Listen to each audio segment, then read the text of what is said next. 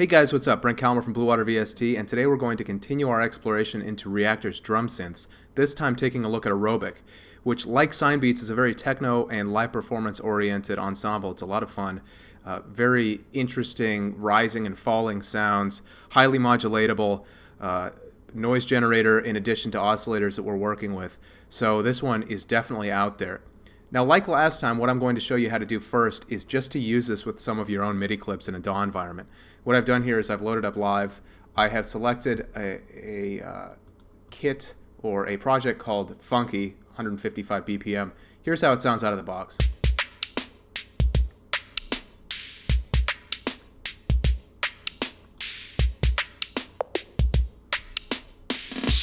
So it's kind of a nice lazy groove. This is based on a number of operators that are in each of these, sometimes more than one, sometimes they're chained together. So it's a pretty complex piece of kit here. What we're going to do is just replace this with an instance of Reaktor. So I'm going to come up to my plugins, and this is basically what we did with Rhythm Maker. I'm just going to drag this over the operator and drop that in. And then when I have that in there, I'm going to navigate to Factory Content, Ensembles, New Additions, Groove Boxes, and it is, let's see, Aerobic here at the top. So once I load that, you see it's a three-part ensemble. I am going to close out the browser so we get more of a view here. We have really three different parts. We have a sequencer here in the middle. We have a multi-page drum synth up here. Each one of these is a different sound, and each of these has an oscillator and a noise generator that you can mix between. Tons of modulation possibilities here, and you just tab between these with this multicolored tab up top. Now in the middle is a sequencer. We're going to, as we did last time, we're going to take this out of the mix to start because we want to be able to use the MIDI clip that we already have in here with Aerobic and use our own sounds with it. And now this master snap section at the bottom kind of serves both as a mixer and also allows us to access some of the snapshot switching capabilities that Aerobic allows you to do in real time, but we're not going to use that, not now at least. The first thing that we want to do before we even get this going is to come over here to this bottom section. In this level section, we have a button called EXT, and what this will tell Aerobic to do is to ignore the sequencer and wait for external MIDI data. And so instead of playing its own snapshot, it will wait for our MIDI clip to start playing. This is exactly what we want to do. Now, a word of warning, if you get this going right when you import it, if you start it as you're playing a MIDI clip, very often it will crash, at least in my system, which is not the most cutting edge. It will kind of get it non-responsive. So generally a good idea if you're going to use this with MIDI clips just to click that EXT button right off the bat.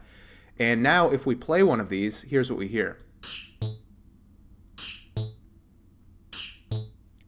So it's not exactly a huge payoff for us.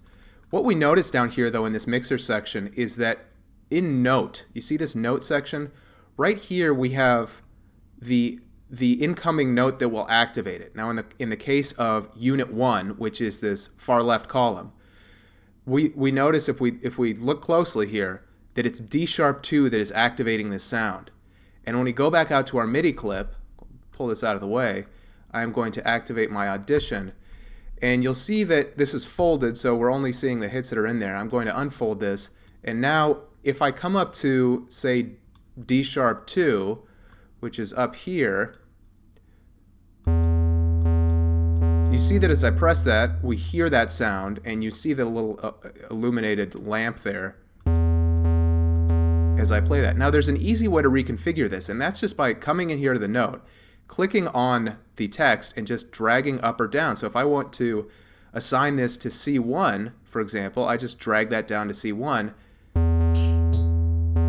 and then you hear that kick drum is basically activating at C1. So I can do one of two things. I can either move these notes around in my MIDI clip, or I can alter this setup so that I am doing this in sequence. So essentially, this would be C1, this would be C#1. I could have just left that on D1, and D#1 and E and F. And then we can move all of our clips into that range. Move this one down. Now that's still not all that exciting. You know, we can move between these and get something that's a little more interesting, say Reaktor Dance Hall, which is probably more consistent with the groove we're using.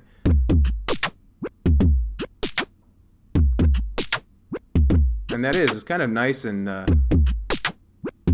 has that funny rising sound in there. But what's cool about this is that now that you have these assigned, you can go and access all of the sound shaping and sound design capabilities that you have in these different units. So let's solo our first unit, which is a kick drum. Now you see that you can bring this frequency up and down.